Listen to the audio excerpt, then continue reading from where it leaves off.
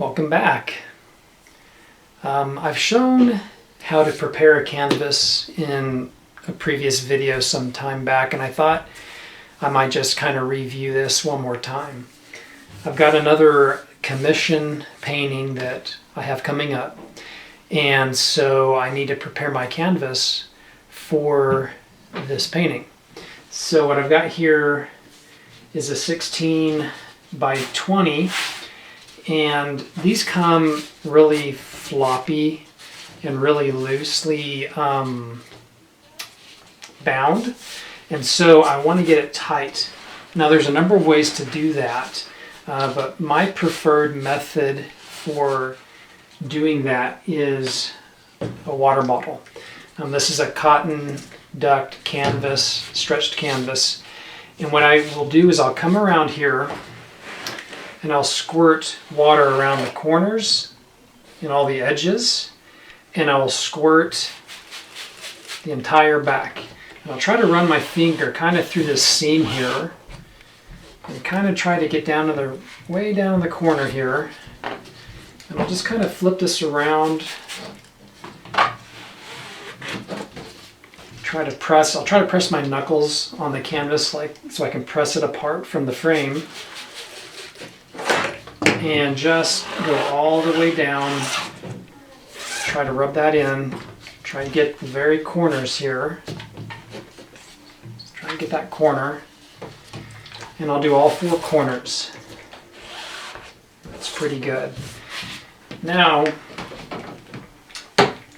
just spray the back. We've all had those t-shirts or jeans that we throw in the wash and take it out, put it on, and it's shrunk. It's kind of the same concept there. So because this is cotton, this will shrink and tighten up. It only takes just a few minutes to do that. And then you'll see that it's already becoming tight. And so my corners are getting tight, so I'm pretty happy with that. The next thing I do is I like to sandpaper this gesso front of the canvas because it comes pretty rough and there's a lot of texture here, and I want to smooth that texture out. So I'm going to grab my sandpaper and we'll get this thing sanded down real quick. So I just bought the sandpaper from Walmart. I believe it's called Gator. It's a 1/4 inch sandpaper. It's called 150 fine. So it's pretty small sand. You can get them in all sorts of sizes, but that's the one that I use. It seems to work pretty well.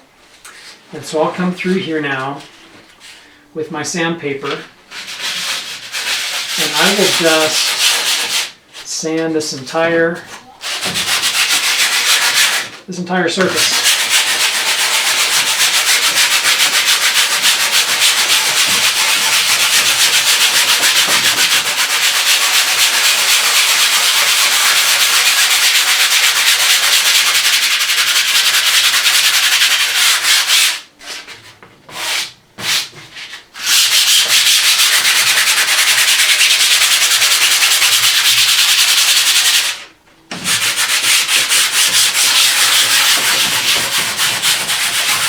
And I'll just go over it a couple times.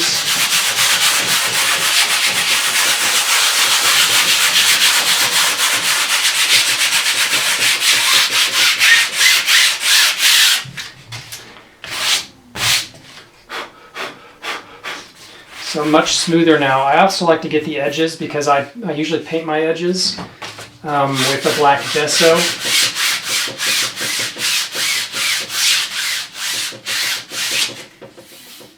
And that just makes them smooth. What I mean by that is that I'll just take this painting for example. This is my lightning dragon. But if you look on the edges here, these edges I painted black. And that's just because I knew I wasn't going to frame this painting, and perhaps your Perhaps somebody who purchases your painting does not want to have, or maybe they want the option of not framing their painting. It's nice to just gesso the sides with a black gesso or whatever color you want. I get all four corners. And so because I do that, I'm going to hang this back up. Because I do that, I like to sandpaper the side as well. So I'll kind of get all four corners on this as well.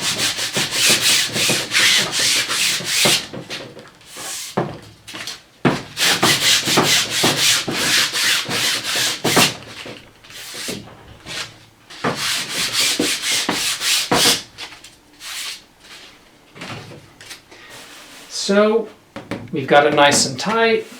We've got it nice and sanded down so it's smooth. And now what I like to do, I like to spray some water and use a paper towel. And if anybody ever asks me what is the most useful, handy tool an artist has, I would say it's the paper towel. The mighty paper towel is the most, for me, the most useful tool. But I'm going to come back here now, and I'm just going to dry off my canvas because there's probably still some powder residue from sanding this gesso. I'll get the corners.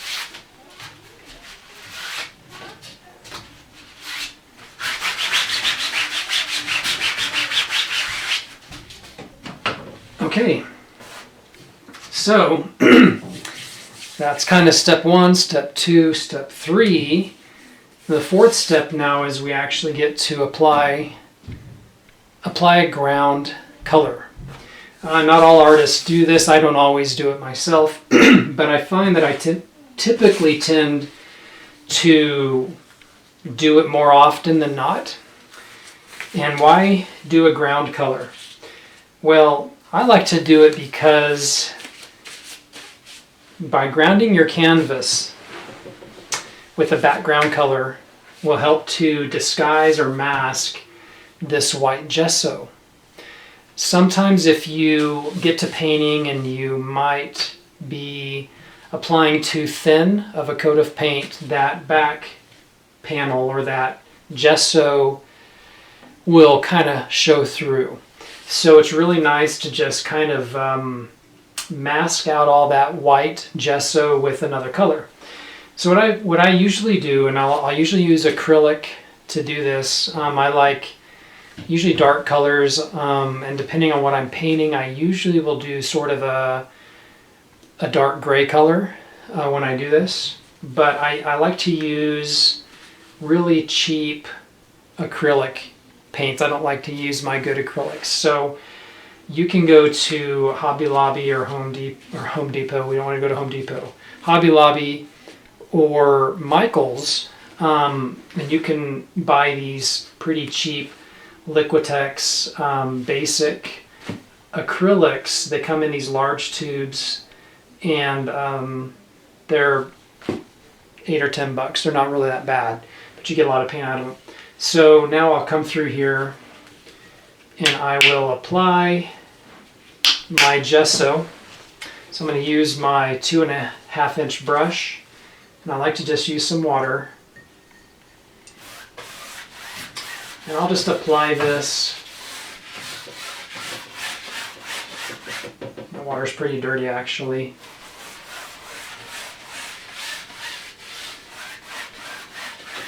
I'll apply this here by adding some water, getting it nice and wet.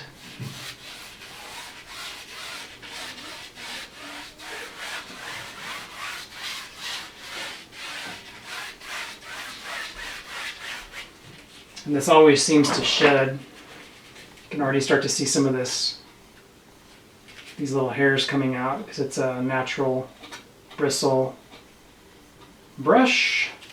So just kind of pick these out with my little palette knife. And then I've got this basic, this is a natural gray. So Just kind of squirt a little on here. A little can go a long way.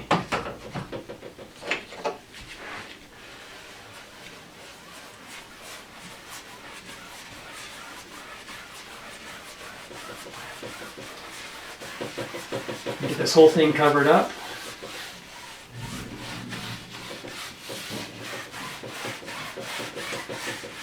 And see how it's very transparent. So I can come back and add a little white to opaque it more.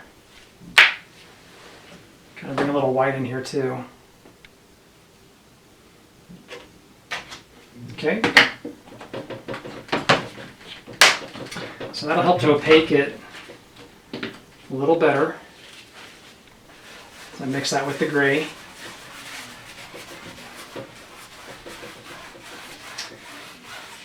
And you don't need to make it perfect.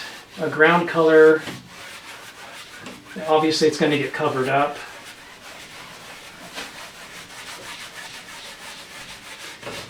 So, you know, you can have brush strokes in it.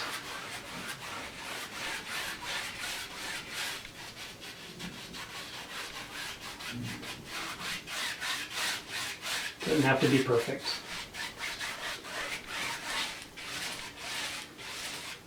But by adding that water first and then adding your paint, it really spreads out nice and evenly and smooth. But just by adding that little bit of white with that black, really goes a long way. And a lot of times I'll like to go vertical and horizontal as I add my ground.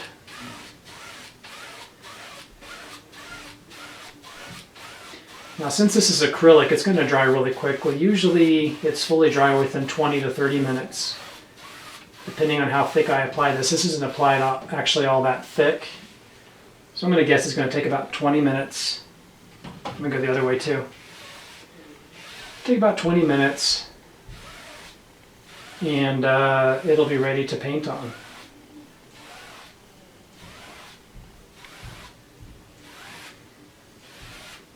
There you go. So we got a nice dark ground, smoky color for our ground. And we've got a canvas that is ready to paint on. So those are kind of the 4 steps I like to take when I prepare a canvas. And then in a future video, I will show you how I prepare an MDF